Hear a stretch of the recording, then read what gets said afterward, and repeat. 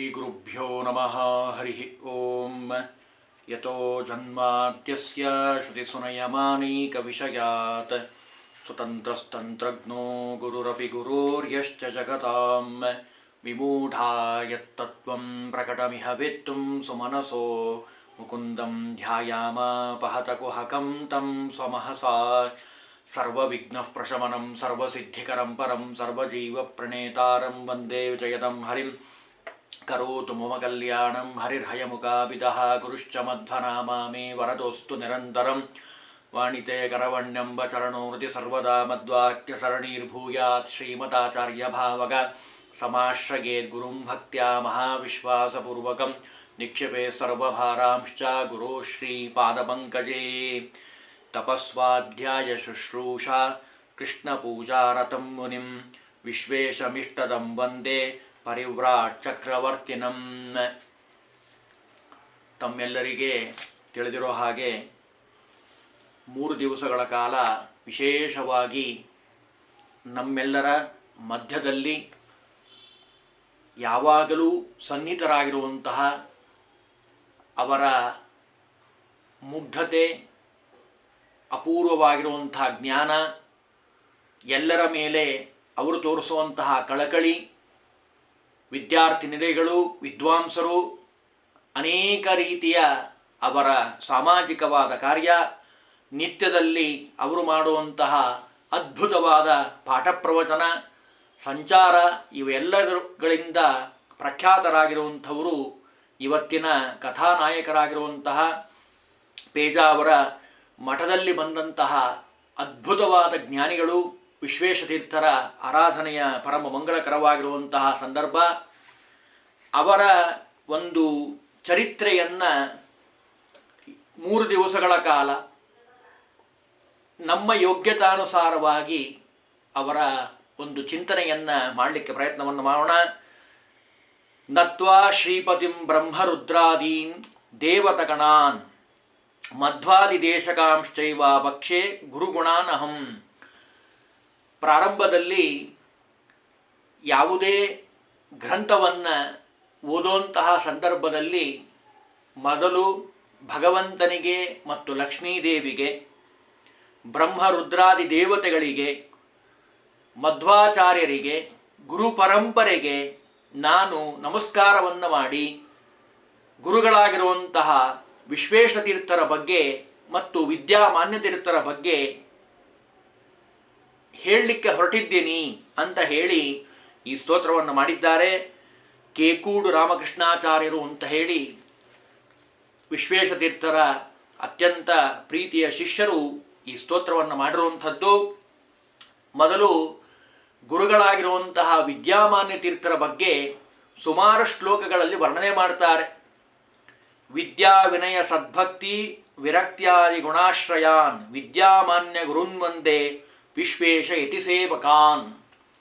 ಗುರುಗಳಾಗಿರುವಂತಹ ವಿದ್ಯಾಮಾನ್ಯ ತೀರ್ಥರು ವಿದ್ಯಾ ವಿನಯ ನಿಷ್ಕಲ್ಮಶವಾಗಿರುವಂತಹ, ಅವರನ್ನು ನೋಡಿದವ್ರಿಗೆ ಗೊತ್ತಾಗತ್ತೆ, ನಿಷ್ಕಲ್ಮಶವಾಗಿರುವಂತಹ ಅವರ ಭಕ್ತಿ, ವೈರಾಗ್ಯ, ಅದ್ಭುತವಾದ ಜ್ಞಾನ, ಅದು ವಿಶ್ವೇಶತೀರ್ಥರಿಂದ ನಿತ್ಯದಲ್ಲಿ ಪೂಜೆಗೊಳ್ಳುವಂತಹ ನಮ್ಮ ವಿದ್ಯಾಮಾನ್ಯ ತೀರ್ಥರನ್ನ, ಗುರುಗಳನ್ನು ನಾನು ನಮಸ್ಕಾರ ಮಾಡ್ತೀನಿ ಅಂತ ಪ್ರಾರಂಭದಲ್ಲಿ ಹೇಳ್ತಾರೆ. ವಿದ್ಯಾಮಾನ್ಯ ತೀರ್ಥರಿಗೆ ಇಷ್ಟೊಂದು ಅದ್ಭುತವಾದ ಜ್ಞಾನ ಸಂಪತ್ತು ಬರಲಿಕ್ಕೆ ಕಾರಣ ಏನು ಅಂತ ಮುಂದಿನ ಶ್ಲೋಕದಲ್ಲಿ ಹೇಳ್ತಾರೆ. ಸತ್ಯತೀರ್ಥರ ಪರಂಪರೆಯಲ್ಲಿ ಬಂದಂತಹ ವಿದ್ಯಾಮಾನ್ಯ ತೀರ್ಥರು ಅದಮಾರು ಮಠದ ವಿಬುಧ ಪ್ರಿಯರಲ್ಲಿ ಆಶ್ರಮ ಸ್ವೀಕಾರವನ್ನು ಮಾಡಿದ್ದಾರೆ. ಮುಂದೆ ಉನ್ನತ ಅಭ್ಯಾಸಕ್ಕೋಸ್ಕರವಾಗಿ, ಅಂದರೆ ಚಂದ್ರಿಕಾ ವ್ಯಾಸತ್ರಯಗಳಾಗಿರ್ಬೋದು, ಶ್ರೀಮನ್ ನ್ಯಾಯಸುಧಾ ಗ್ರಂಥಗಳಾಗಿರಬಹುದು, ಅವನ್ನು ಉತ್ತರಾದಿ ಮಠದ ಪರಂಪರೆಯಲ್ಲಿ ಬಂದಂತಹ ಅಭಿನವ ಆನಂದ ತೀರ್ಥರು ಅಂತ ಪ್ರಖ್ಯಾತರಾದಂತಹ ಶ್ರೀಮತ್ ಸತ್ಯಧ್ಯಾನ ತೀರ್ಥರಲ್ಲಿ ಅವರು ಅಧ್ಯಯನಕ್ಕಾಗಿ ಬಂದಿರುವಂಥದ್ದು, ಅಲ್ಲಿ ಅಧ್ಯಯನವನ್ನು ಮಾಡಿರುವಂಥದ್ದು. ಅದನ್ನಿಲ್ಲಿ ಹೇಳ್ತಾರೆ. ಶ್ರೀ ಸತ್ಯ ತೀರ್ಥ ವಂಶಸ್ಥಾನ್ ಶ್ರೀ ಸತ್ಯಧ್ಯಾನ ಶಿಕ್ಷಿತಾನ್ ವಿಭುದೇಷ್ಟಕರಾಬ್ಜೋತ್ಥಾನ್ ವಿದ್ಯಾಮಾನ್ಯ ಮುನಿನ್ಸ್ತುಮಃ. ಅವರು ಸತ್ಯತೀರ್ಥರ ಪರಂಪರೆಯಲ್ಲಿ ಬಂದಂಥವರು. 3 ಬಾರಿ ಐತರೆಯ ಉಪನಿಷತ್ತನ್ನು ಕೇಳದಂತಹ ಮಹಾಜ್ಞಾನಿಗಳು ಸತ್ಯತೀರ್ಥರು ಶ್ರೀಮದಾಚಾರ್ಯರ ಹತ್ರ ಅವರು ಸ್ಥಾಪಿಸಿದಂತಹ ಮಠವೇ ಇವತ್ತಿನ ಭಂಡಾರಕೆರೆ ಮಠ. ಬಹಳ ಜನಕ್ಕೆ ಇವೆಲ್ಲ ವಿಷಯ ಗೊತ್ತಿರೋದಿಲ್ಲ, ಹಾಗಾಗಿ ನಾನು ಸ್ವಲ್ಪ ವಿಸ್ತಾರವಾಗಿ ಹೇಳ್ತಿರುವಂಥದ್ದು. ಕೆಲವರಿಗೆ ಗೊತ್ತಿದೆ, ಭೀಮನಕಟ್ಟೆ ಮಠವು ಈ ಯತಿಗಳಿಂದನೇ ಬಂದಿರುವಂಥದ್ದು. ವಿದ್ಯಾಮಾನ್ಯ ತೀರ್ಥರು ಪ್ರಾರಂಭದಲ್ಲಿ ಭಂಡಾರಕೆರೆ ಮಠಕ್ಕೆ ಸ್ವಾಮಿಗಳಾಗಿರುವಂಥವ್ರು. ಮುಂದೆ ವಿಬುಧ ಪ್ರಿಯತೀರ್ಥರ ಕಾಲದಲ್ಲಿ ಅವರಿಗೆ ಭಗವಂತನ ಅವರ ಒಂದು ತಪಸ್ಸು, ಅವರ ನಿಷ್ಠೆ, ಅವರ ಭಕ್ತಿಗೆ ಒಲೆದಂತಹ ಭಗವಂತ ಕೃಷ್ಣ ಪರಮಾತ್ಮನ ಪೂಜೆಯನ್ನು ಮಾಡುವಂತಹ ಸುಯೋಗ ವಿದ್ಯಾಮಾನ್ಯ ತೀರ್ಥರಿಗೆ ಬಂದಿರುವಂಥದ್ದು. ಅದಮಾರು ಮಠಾಧೀಶರಾದ ವಿಬುಧ ಪ್ರಿಯರು ಸರ್ವಜ್ಞ ಸಿಂಹಾಸನದಲ್ಲಿ ಆಶ್ರಮ ದೀಕ್ಷೆಯನ್ನು ನೀಡಿ ಪ್ರಣವೋಪದೇಶವನ್ನು ಮಾಡಿದ್ದಾರೆ. 1925ನೇ ಇಸ್ವಿಯಲ್ಲಿ ಅವರ ಪೂರ್ವಾಶ್ರಮದ ಹೆಸರು ನಾರಾಯಣ. ಕೇವಲ 11 ವರ್ಷದಲ್ಲಿ ಅವರಿಗೆ ಆಶ್ರಮ ಆಗಿರುವಂಥದ್ದು. ಉಡುಪಿಯ ಖ್ಯಾತ ಅತ್ಯಂತ ಪ್ರಖ್ಯಾತರಾದಂತಹ ಸುಧೀಂದ್ರ ತೀರ್ಥರು ನಾರಾಯಣನಿಗೆ ಉಪನಯನ ಆದಂತಹ ಸಂದರ್ಭದಲ್ಲಿ ಕೃಷ್ಣ ಮಂತ್ರೋಪದೇಶವನ್ನು ಮಾಡಿದಂಥವರು. ಇನ್ನು ಯತಿ ವಿಬುಧ ಪ್ರಿಯರು ಸನ್ಯಾಸಾಶ್ರಮವನ್ನು ನೀಡಿದಂಥವರು. ಇದು ವಿದ್ಯಾಮಾನ್ಯ ತೀರ್ಥರ ಒಂದು ವಿಶಿಷ್ಟವಾದ ಭಾಗ್ಯ. ಶ್ರೀಗಳವರು ಆರಂಭಿಕವಾದ ಅಧ್ಯಯನವನ್ನು ವಿಬುಧ ಪ್ರಿಯರಲ್ಲಿ ಮಾಡಿದಂಥವರು. ಮುಂದೆ ಅವರು ವೃಂದಾವನ ಆದ ಮೇಲೆ ಇನ್ನ ವಾಸುದೇವಾಚಾರ್ಯರು ಅಂತ ದೊಡ್ಡ ವಿದ್ವಾಂಸರು, ಅವರ ಹತ್ರ ವೇದಾಂತ ಗ್ರಂಥಗಳನ್ನು ಅಧ್ಯಯನವನ್ನು ಮಾಡಿದಂಥವರು. ಮುಂದೆ ಅಭಿನವ ಆನಂದ ತೀರ್ಥರು ಅಂತ ಹೇಳಿ ಪ್ರಖ್ಯಾತರಾದಂತಹ ಉತ್ತರಾದಿ ಮಠದ ಶ್ರೀ ಸತ್ಯಧ್ಯಾನ ತೀರ್ಥರಲ್ಲಿ ಸುಧಾ ಮತ್ತು ವ್ಯಾಸತ್ರಯಗಳ ಅಧ್ಯಯನವನ್ನು ಮಾಡಿದಂಥವರು ನಮ್ಮ ವಿದ್ಯಾಮಾನ್ಯ ತೀರ್ಥರು. ಸತ್ಯಧ್ಯಾನ ತೀರ್ಥರಲ್ಲಿ ಅಧ್ಯಯನ ಮಾಡಿ ವಿದ್ಯಾಮಾನ್ಯ ತೀರ್ಥರು ನಾಡಿನ ಪ್ರಖ್ಯಾತರಾದಂತಹ ಅನೇಕ ವಿದ್ವಾಂಸರುಗಳನ್ನು, ಯತಿಗಳನ್ನು ಜಗತ್ತಿಗೆ ಕೊಟ್ಟಂಥವರು ವಿದ್ಯಾಮಾನ್ಯ ತೀರ್ಥರು. ಅದರಲ್ಲಿ ಮೊದಲನೇದವರು ನಮ್ಮ ಇವತ್ತಿನ ಕಥಾನಾಯಕರಾಗಿರುವಂತಹ ವಿಶ್ವೇಶ ತೀರ್ಥರು. ಅದನ್ನು ಹೇಳ್ತಾರೆ ಮುಂದಿನ ಶ್ಲೋಕದಲ್ಲಿ. ವಿಶ್ವೇಶಂ ವಿಶ್ವವಿಖ್ಯಾತಂ ವಿಶ್ವಮಾನ್ಯೇ ಸುಪೂಜಿತಂ ವಂದೇಹಂ ಜ್ಞಾನಭಕ್ತ್ಯಾದಿ ಸಂಪನ್ನಂ ಶ್ರೀಹರೇಃ ಪ್ರಿಯಂ. ವಿಶ್ವೇಶ ತೀರ್ಥರು ಜಗತ್ತಿಗೆಲ್ಲ ಪ್ರಸಿದ್ಧರಾಗಿರುವಂಥವ್ರು, ಅನೇಕ ಮಹನೀಯರುಗಳಿಗೆ ಮಾನ್ಯರಾಗಿರುವಂಥವ್ರು, ಭಗವಂತನ ಅತ್ಯಂತ ಪ್ರೀತಿಪಾತ್ರರು, ಜ್ಞಾನಿ ಭಕ್ತ್ಯಾದಿ ಸದ್ಗುಣಗಳಿಂದ ಕೂಡಿರುವಂಥವರು. ಅಂತಹ ಗುರುಗಳಿಗೆ ನಾನು ನಮಸ್ಕಾರವನ್ನು ಮಾಡ್ತೀನಿ. ಇನ್ನು ವಿಶ್ವೇಶ ತೀರ್ಥರು ತಮ್ಮ 8ನೇ ವಯಸ್ಸಿನಲ್ಲಿ ಆಶ್ರಮವನ್ನು ಸ್ವೀಕಾರ ಮಾಡಿರುವಂಥದ್ದು. ಅದನ್ನಿಲ್ಲಿ ಹೇಳ್ತಾರೆ. ಪಾರಿವ್ರಾಜ್ಯಂ ಯೋ ಅಷ್ಟಮೇ ಅಬ್ಧೇ ಗೃಹೀತ್ವಾ ವಿಶ್ವಮಾನ್ಯತಃ.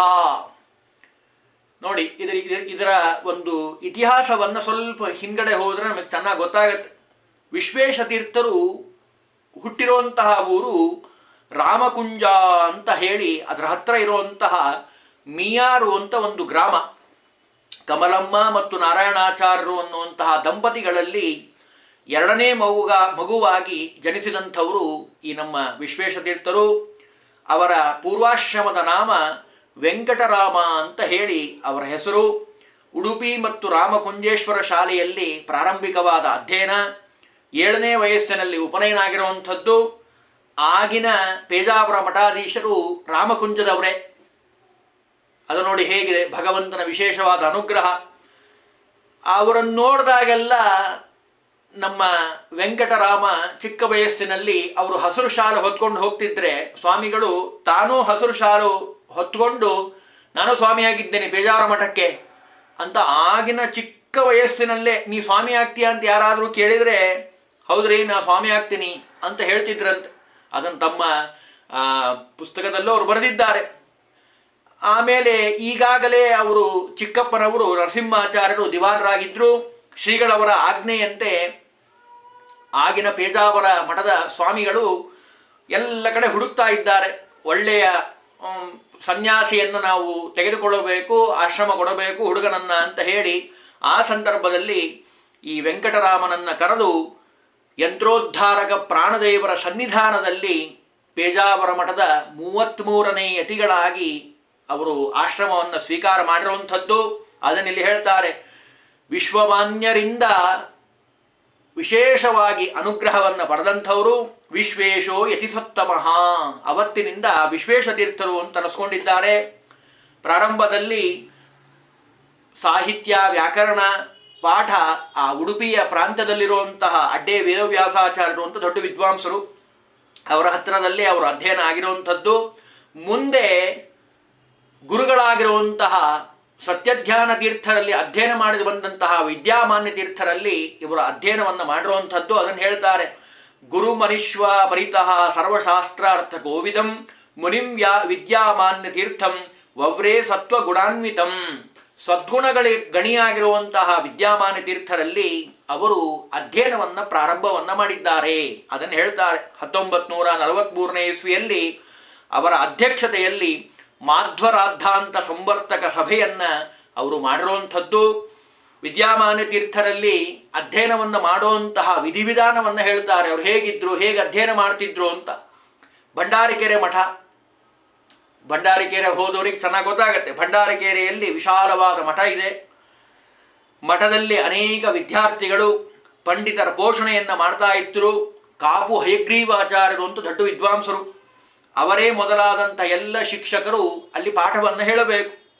ವಿಶ್ವೇಶತೀರ್ಥರು ಚಿಕ್ಕ ವಯಸ್ಸು, ಅಷ್ಟಾಗಿ ಪಾಠದ ಕಡೆ ಗಮನ ಕೊಡದೆ ಇರೋದನ್ನು ನೋಡಿ ವಿದ್ಯಾಮಾನ್ಯ ತೀರ್ಥರು ಹೇಳಿದ್ರಂತೆ, ಇನ್ನು ಮೇಲೆ ಬರೇ ನಮ್ಮ ಹತ್ರ ಪಾಠ ಕೇಳೋದಲ್ಲ, ನೀವೇ ಸ್ವತಃ ಪಾಠವನ್ನು ಹೇಳಬೇಕು.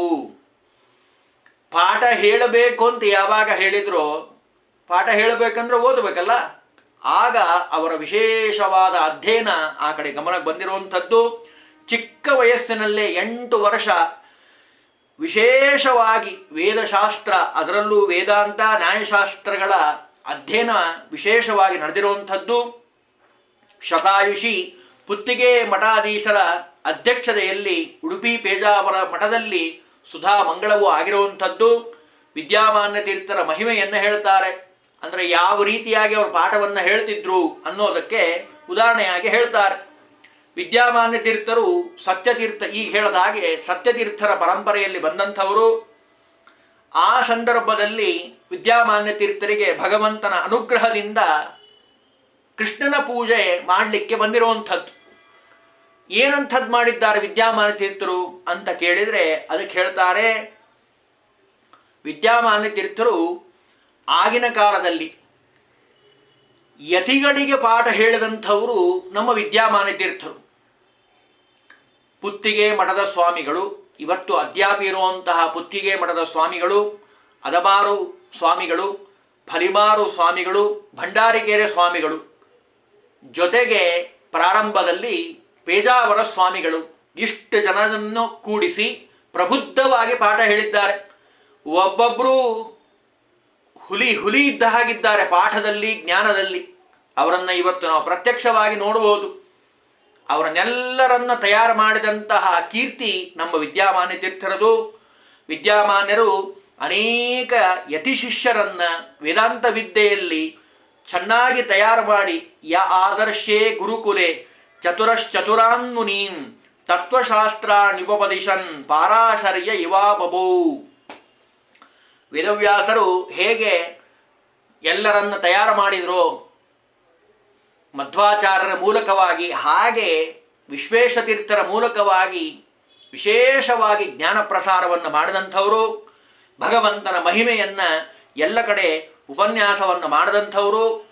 ಜಾಹ್ನವಿ ವಾರಿ ದುಸ್ಪರ್ಶೆ ಅಪ್ಯರುಣೇ ಚೋದಿತೆ ಸತಿ.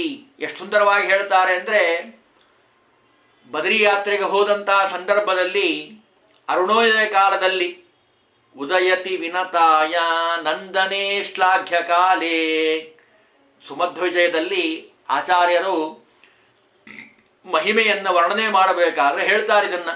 ಅಂತಹ ಬದರಿ ಕ್ಷೇತ್ರದಲ್ಲಿ ವಿಶೇಷವಾಗಿ ಆ ಅಲಕನಂದೆಯಲ್ಲಿ ಸ್ನಾನವನ್ನು ಮಾಡಿ ಮಧ್ವಾಚಾರ್ಯರ ಸನ್ನಿಧಾನೋಪೇತರಾಗಿರುವಂಥವರು ಅಂತಹ ಚಳಿಯಲ್ಲಿ ಸ್ನಾನವನ್ನು ಮಾಡಿ ಅವರ ಅನ್ನೀಕವನ್ನು ಮಾಡುವಂಥದ್ದನ್ನು ನೋಡಿದರೆ ಮಧ್ವಾಚಾರ್ಯರ ವಿಶೇಷ ಅನುಗ್ರಹ ಪಾತ್ರರು ಅನ್ನೋದನ್ನು ನಾವು ಕಾಣಬಹುದು.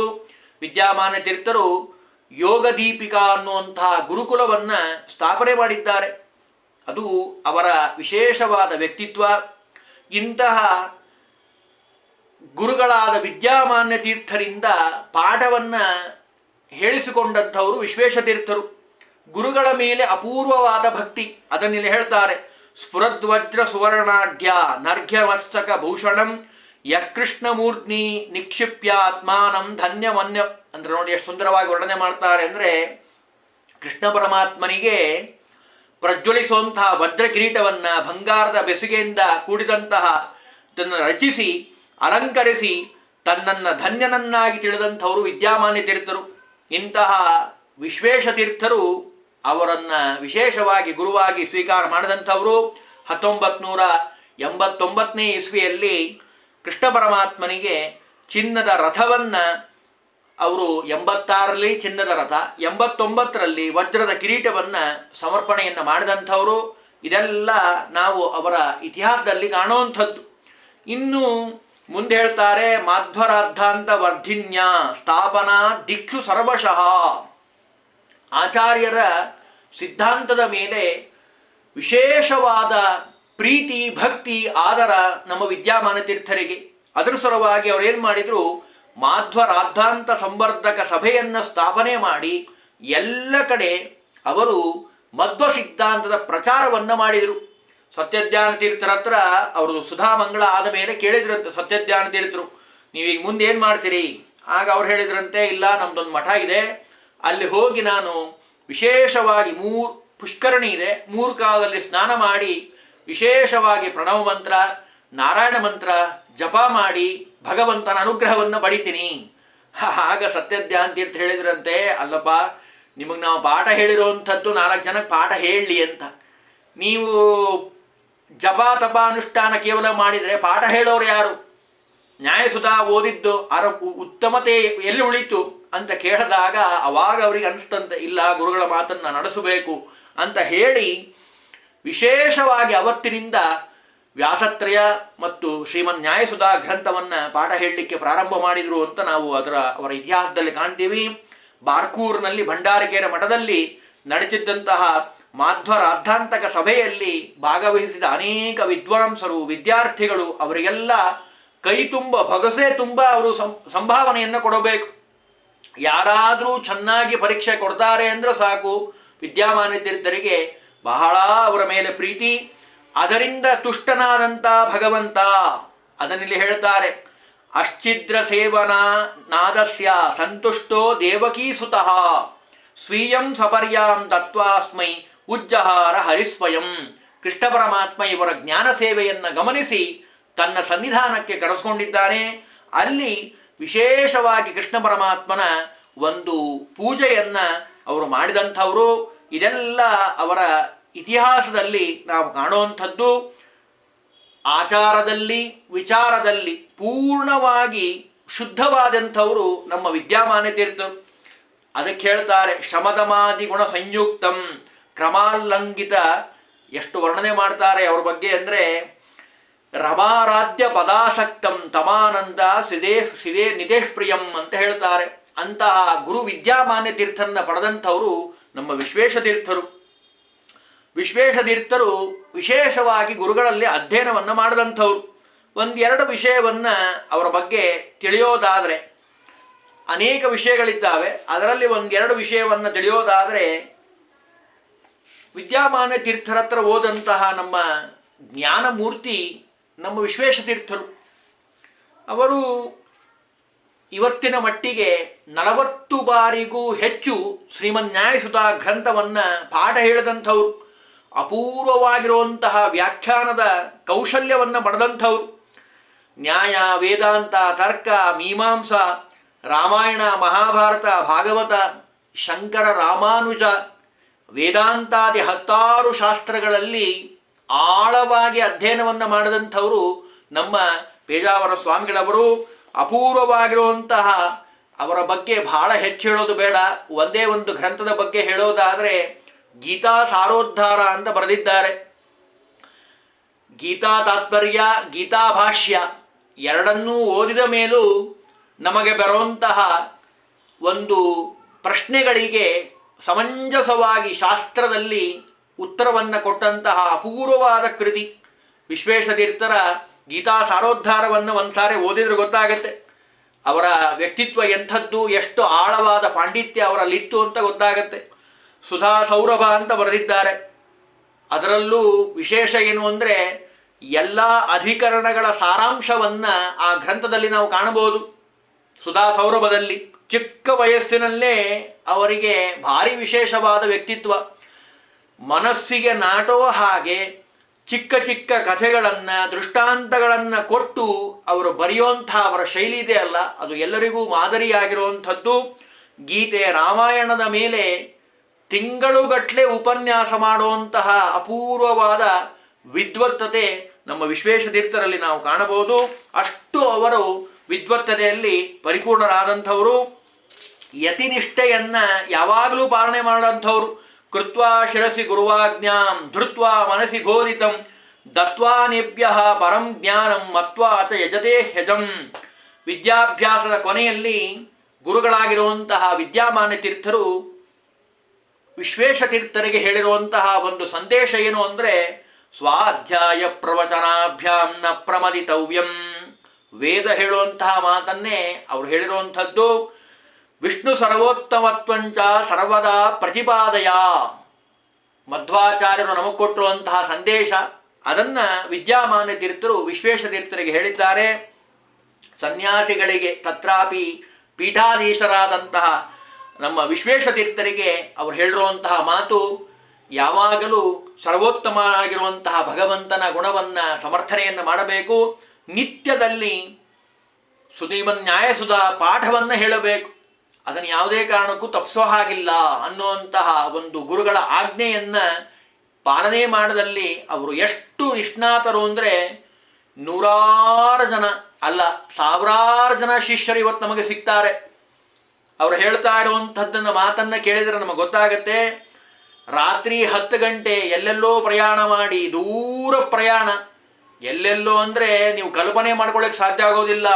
ಒಂದು ದಿವಸ ಬಾಂಬೆ ಆದರೆ, ಒಂದು ದಿವಸ ಹುಬ್ಬಳ್ಳಿ, ಒಂದು ದಿವಸ ಬೆಂಗಳೂರು, ಸತತವಾಗಿ ಪ್ರಯಾಣವನ್ನು ಮಾಡಿದ್ದಾದ್ರೂ ಆ ಪಾಠಕ್ಕೆ ಬಂದಾಗ ಮಾತ್ರ ಪಾಠವನ್ನು ಬಿಡೋ ಹಾಗಿಲ್ಲ. ಎಷ್ಟೇ ಕಾರ್ಯಕ್ರಮಗಳ ಒತ್ತಡ ಇರಲಿ, ಎಷ್ಟೋ ಕಾರ್ಯಕ್ರಮಗಳ ಉದ್ಘಾಟನೆ ಕಾರ್ಯಕ್ರಮ ಆಗಿರಬಹುದು, ಗೋಶಾಲೆಯನ್ನು ನಿರ್ಮಾಣ ಮಾಡಿ ಆ ಗೋಶಾಲೆಗೆ ಬೇಕಾಗಿರುವಂಥ ವ್ಯವಸ್ಥೆ ಮಾಡೋದಾಗಿರಬಹುದು, ವಿದ್ಯಾರ್ಥಿ ನಿಲಯಗಳ ಉದ್ಘಾಟನೆ ಆಗಿರಬಹುದು, ಮಹಾಸಮಾರಾಧನೆ ಕಾಲ ಆಗಿರಬಹುದು, ಎಲ್ಲ ಕಾಲದಲ್ಲೂ ತಮ್ಮ ಪಾಠ ಪ್ರವಚನವನ್ನು ಬಿಡದೆ ವಿಶೇಷವಾಗಿ ಅವರು ನಡೆಸ್ಕೊಂಡು ಬಂದಿರುವಂಥದ್ದು. ಅವರ ಸಾಧನೆಯನ್ನು ಬಹಳ ಸುಂದರವಾಗಿ ಸ್ತೋತ್ರ ಮಾಡಿದ್ದಾರೆ.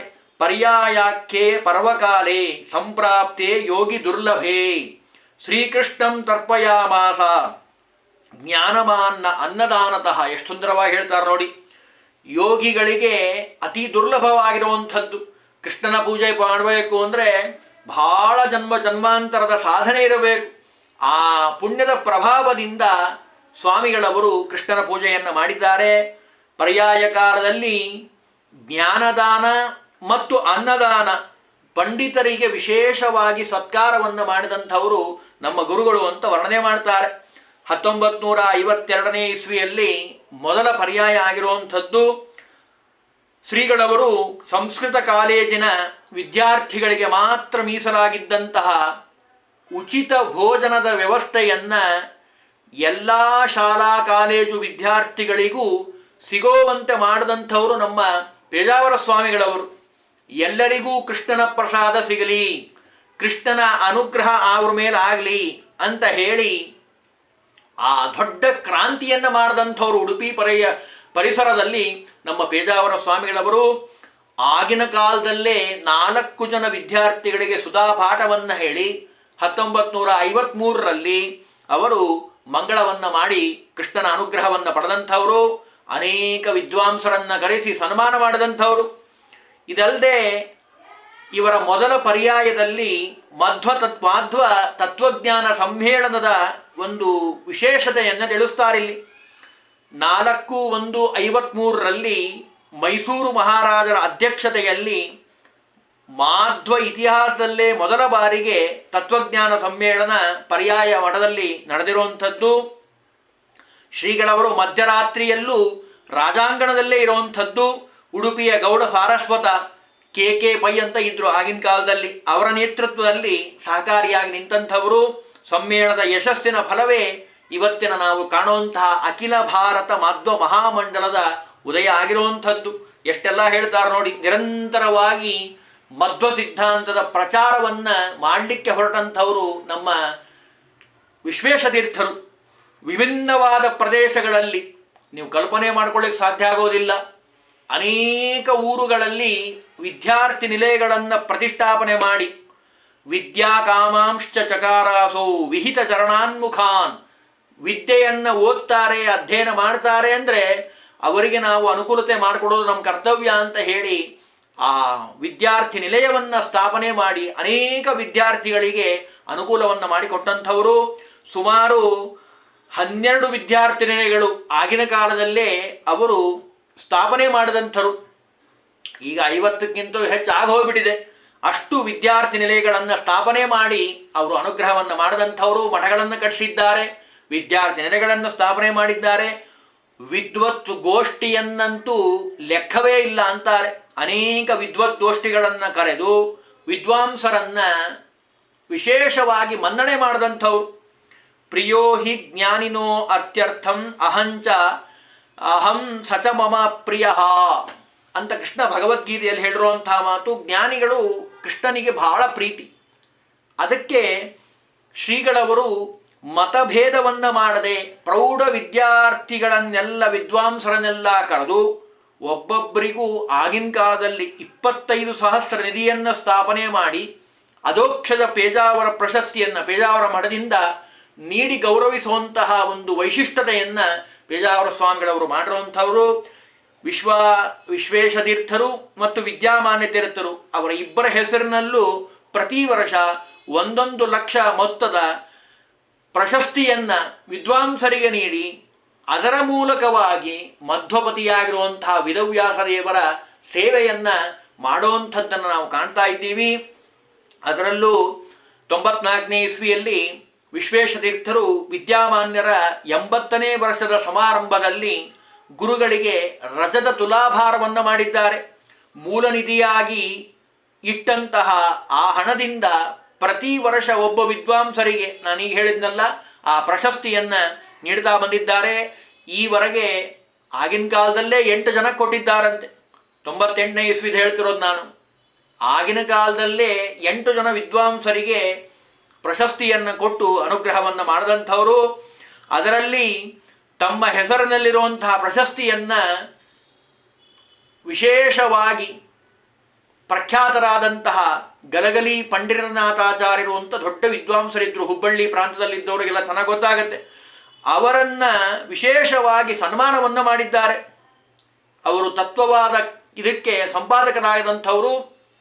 ಇಂತಹ ಬೃಹತ್ ಗುರುಕುಲವನ್ನು ಸ್ಥಾಪನೆ ಮಾಡಿ ಎಲ್ಲಿ ತಮ್ಮೆಲ್ಲರಿಗೂ ಗೊತ್ತಿರುವಂಥದ್ದು ಇವತ್ತಿನ ಪೂರ್ಣಪ್ರಜ್ಞ ವಿದ್ಯಾಪೀಠ, ಅದರ ಬಗ್ಗೆ ಹೇಳ್ತಾ ಇದ್ದಾರೆ. ಬೃಹತ್ ಗುರುಕುಲಂ ಸೃಷ್ಟ್ವಾ ವಿದ್ಯಾವಾಸೋನ್ನದೋ ಭವತ್ ವಿದ್ವದ್ ವೃಂದಂಚ ನಿರ್ಮಾಯ ವಿದ್ವದ್ದಾದ್ಯೋ ಭವದ್ಭುವಿ. ದೊಡ್ಡ ಗುರುಕುಲವನ್ನು 1956ನೇ ಇಸ್ವಿಯಲ್ಲಿ ಬೆಂಗಳೂರಿನ NR ಕಾಲೋನಿಯಲ್ಲಿರುವಂತಹ ಕಲ್ಯಾಣಿ ರಾಘವೇಂದ್ರ ಮಠದಲ್ಲಿ ಪೂರ್ಣಪ್ರಜ್ಞ ವಿದ್ಯಾಪೀಠವನ್ನು ಸ್ಥಾಪನೆ ಮಾಡಿರುವಂಥವರು.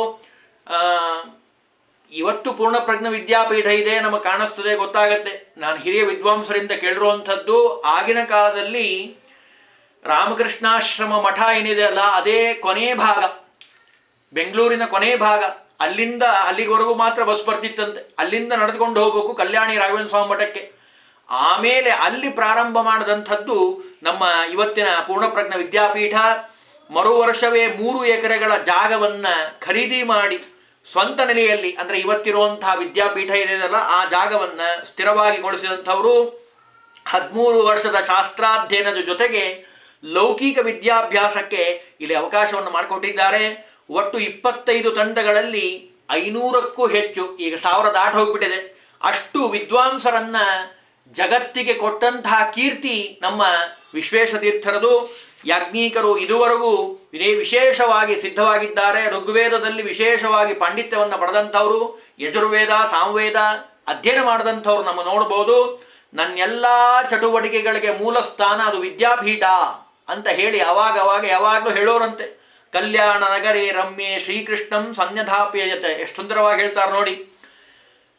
ಕೃಷ್ಣ ವಿದ್ಯಾಪೀಠ ಅಂದ ಮೇಲೆ ಭಗವಂತನ ಸನ್ನಿಧಾನ ಅಲ್ಲಿ ಬರಬೇಕು, ಅಧ್ಯಯನ ಶಾಸ್ತ್ರ ಅದರ ಜೊತೆಗೆ ನಿತ್ಯದಲ್ಲಿ ಪೂಜಾ ಆಗಬೇಕು ಅಂತ ಹೇಳಿ ಅವರು 1983ನೇ ಇಸ್ವಿಯಲ್ಲಿ ಗುರುಗಳಾದಂತಹ ವಿದ್ಯಾಮಾನ್ಯ ತೀರ್ಥರಿಂದ ಕೃಷ್ಣ ಪ್ರತಿಷ್ಠಾಪನೆ, ಜೊತೆಗೆ ವ್ಯಾಸರಾಜ ಮಠಾಧೀಶರಿಂದ ಮಧ್ವಾಚಾರ್ಯರನ್ನ ಮತ್ತು ರಾಯರನ್ನ ರಾಘವೇಂದ್ರ ಸ್ವಾಮಿಗಳವರ ವೃಂದಾವನವನ್ನು ತಾವೇ ಪ್ರತಿಷ್ಠಾಪನೆಯನ್ನು ಮಾಡಿದ್ದಾರೆ. 84ನೇ ಇಸ್ವಿಯಲ್ಲಿ ವಾದಿರಾಜರ ಪ್ರತಿಷ್ಠೆಯೂ ಅಲ್ಲಾಗಿರುವಂಥದ್ದು. ಅದನ್ನಿಲ್ಲಿ ಹೇಳ್ತಾರೆ. ದಕ್ಷಿಣೇ ಕಲ್ಯಾಣ ನಗರೇ ರಮ್ಯೆ ಶ್ರೀಕೃಷ್ಣಂ ಸನ್ನಿಧಾಪಯತ್ ದಕ್ಷಿಣೇ ಮಧ್ವರಾಜಶ್ಚ ವಾದಿರಾಜಶ್ಚ ಯೋಗಿರಾಟ್ ವಾಮದೋ ರಾಘವೇಂದ್ರಶ್ಚ ವಿಧಿವತ್ಸು ಪ್ರತಿಷ್ಠಿತಾಃ ಯೇಷು ಸನ್ನಿತೋ ದೇವಃ ಕಾಮಿತಾರ್ಥಾನ್ ಪ್ರಯಚ್ಛಸಿ.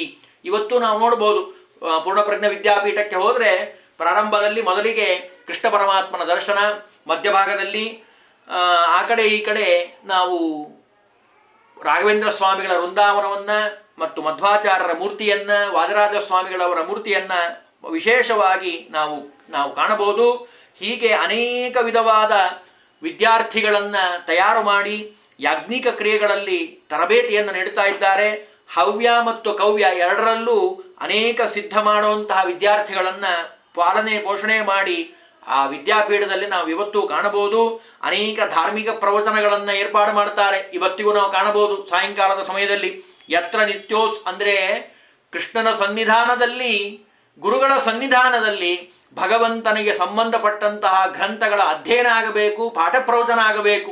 ಗುರು ವಿದ್ಯಾಮಾನ್ಯ ತೀರ್ಥರಿಂದ ಅವರು ಪಡೆದಿರುವಂತಹ ಉಪದೇಶ ಅದು. ಅದಕ್ಕೆ ಹೇಳ್ತಾರೆ, ಯತ್ರ ನಿತ್ಯೋತ್ಸವೋದಾನಂ ನಿತ್ಯಶ್ರೀರ್ ನಿತ್ಯಮಂಗಳಂ ನಿತ್ಯಮಾರಾಧನಂ ದೇವ ದ್ವಿಜಪ್ರಾಜ್ಞ ಮಹಾತ್ಮನಾಂ. ಕೃಷ್ಣನ ದೇವಾಲಯದಲ್ಲಿ ಸದಾ ಸಂಭ್ರಮದ ವಾತಾವರಣ. ಇದು ಸ್ತೋತ್ರ ಮಾಡಿರೋದಷ್ಟೇ ಅಲ್ಲ, ಇವತ್ತು ನಾನೂ ಸಹಿತ ಕಣ್ಣಾರೆ ನೋಡ್ಕೊಂಡು ಬಂದಿದ್ದೀನಿ, ಬಹಳ ಜನ ನೋಡಿದ್ದಾರೆ. ಅಷ್ಟು ನಿತ್ಯದಲ್ಲಿ ಸಂಭ್ರಮದ ವಾತಾವರಣ. ದಾನ ಸಂಪತ್ತು, ನಿತ್ಯವೂ ಮಂಗಲವಾದ ಕಾರ್ಯಗಳು, ಕೃಷ್ಣಾದಿ ದೇವತೆಗಳ ಪೂಜೆ, ಬ್ರಾಹ್ಮಣರ ಪಂಡಿತರ ವಿದ್ಯಾರ್ಥಿಗಳ ಅನ್ನ ಸಂತರ್ಪಣೆ, ಯತಿಗಳ ಆರಾಧನೆ ನಿತ್ಯದಲ್ಲಿ ನಡೆಯುವಂಥದ್ದು. ಪೂರ್ಣಪ್ರಜ್ಞ ಮಹಾವಿದ್ಯಾಲಯಸ್ತತ್ರೈವ ಶೋಭತೆ ಚತುಶಾಸ್ತ್ರಾಣ್ಯಧೀಯಾನಾನ್ ಭಾಸಂತೆ ತ್ರಿಶತಾಧಿಕಾಃ. ನಿತ್ಯದಲ್ಲಿ ಆ ವಿದ್ಯಾಪೀಠದ ಪರಿಸರದಲ್ಲಿ ನೀವು ಒಳಗೆ ಹೋಗಿಬಿಟ್ರೆ ಸಾಕು, ಅಲ್ಲಿ ಎಲ್ಲ ಕಡೆ ನಮಗೆ ಕಾಣುವಂಥದ್ದು ವೇದ ಘೋಷ ಮೊದಲು ಕೇಳಿಸುತ್ತೆ. ಜೊತೆಗೆ ಶಾಸ್ತ್ರದ ನಿನಾದ ಅದು ಕಿವಿ ಮೇಲೆ ಬೀಳುವಂಥದ್ದು. ಚತುಶಾಸ್ತ್ರವನ್ನು ಅಧ್ಯಯನ ಮಾಡುವಂತಹ 300ಕ್ಕೂ ಹೆಚ್ಚು ವಿದ್ಯಾರ್ಥಿಗಳು, ಇನ್ನೂ ಜಾಸ್ತಿಯಾಗಿದ್ದಾರೆ, 300ಕ್ಕೂ ಹೆಚ್ಚು ವಿದ್ಯಾರ್ಥಿಗಳನ್ನು ನಾವಲ್ಲಿ ಕಾಣಬಹುದು. ಇದಕ್ಕೆಲ್ಲ ಮೂಲ ನಮ್ಮ ಇವತ್ತಿನ ಕಥಾನಾಯಕರಾಗಿರುವಂತಹ ವಿಶ್ವೇಶತೀರ್ಥರು. ವೇದಶಾಸ್ತ್ರ ನಿನಾದೇನ ಅದನ್ನೇ ಬರೆದಿದ್ದಾರೆ ನೋಡಿ ಶಬ್ದದಲ್ಲಿ. ವೇದಶಾಸ್ತ್ರ ನಿನಾದೇನ ಭೂರಿ ಭಕ್ತಿ ಭರೇಣ ಚ ಜ್ಞಾನಭಕ್ತ್ಯೋತ್ಸಂಗಮೋತ್ರ ಪ್ರವಹತ್ಯ ನಿಶಮ್ಯತಃ. ವೇದಶಾಸ್ತ್ರಗಳ ನಿರಂತರವಾದ ಅಧ್ಯಯನ, ಅದರಲ್ಲೂ ವಿದ್ಯಾಪೀಠದಲ್ಲಿ ನಿರಂತರವಾಗಿ ನಡೆಯುವಂತಹದ್ದು ನಾವು ಕಾಣಿಸ್ತೀವಿ. ಜ್ಞಾನಯಜ್ಞೈಶ್ಚ ಕ್ರಿಯಾಯಜ್ಞೈರ್ ದ್ರವ್ಯಯಜ್ಞೈರ್ ತಪೋಮಯೈ. ಜ್ಞಾನಯಜ್ಞ ನಡೀತದೆ, ಕ್ರಿಯಾಯಜ್ಞ ನಡೀತದೆ, ದ್ರವ್ಯಯಜ್ಞ, ತಪೋಯಜ್ಞ. ಇದೆಲ್ಲದಕ್ಕೂ ಕಾರಣ ಭಗವಂತನ ವಿಶೇಷವಾದ ಅನುಗ್ರಹ. ಜೊತೆಗೆ ಶ್ರೀಮನ್ ನ್ಯಾಯಸುಧಾ ವ್ಯಾಖ್ಯಾಮಸೋ ಕುರುವನ್ ಹರ್ನಿಶಂ ಅನೇಕ ಶಿಷ್ಯ ಪ್ರವರ ಅನುಗ್ರಹ ಮಾನ್ಯದೀಹಿ ಅಂದರೆ ಅದನ್ನು ಹೇಳ್ತಾರೆ ವಿಶ್ವೇಶತೀರ್ಥರು. ನಿತ್ಯದಲ್ಲಿ ಟೀಕಾಕೃತ್ಪಾದರ ಗ್ರಂಥವಾದ ಮೇರುಕೃತಿಯಾದಂತಹ ಅನುವ್ಯಾಖ್ಯಾನಕ್ಕೆ, ಶ್ರೀಮದಾಚಾರ್ಯರ ಅನುವ್ಯಾಖ್ಯಾನ ಕೃತಿಗೆ ರಚನೆ ಮಾಡಿಕೊಟ್ಟಿರುವಂತಹ ಶ್ರೀಮನ್ ನ್ಯಾಯಸುಧಾ ಗ್ರಂಥವನ್ನು ಅಹರ್ನಿಶಿಯಾಗಿ ವಿದ್ಯಾರ್ಥಿಗಳಿಗೆ ಪಾಠವನ್ನು ಹೇಳಿ ಅನೇಕ ವಿದ್ವಾಂಸರನ್ನು, 1000ಕ್ಕೂ ಹೆಚ್ಚು ವಿದ್ವಾಂಸರನ್ನು ತಯಾರು ಮಾಡಿದಂತಹ ಕೀರ್ತಿ ನಮ್ಮ ಗುರು ವಿಶ್ವೇಶತೀರ್ಥರಿಗೆ ಸಲ್ಲುವಂಥದ್ದು. ಇನ್ನೂ ಸುಮಾರು ವಿಷಯಗಳಿದೆ. ಅದನ್ನು ನಾಳಿನ ದಿವಸ ಅವರ ಮಹಿಮೆಯನ್ನು ತಿಳಿಯಲಿಕ್ಕೆ ಪ್ರಯತ್ನವನ್ನು ಮಾಡೋಣ.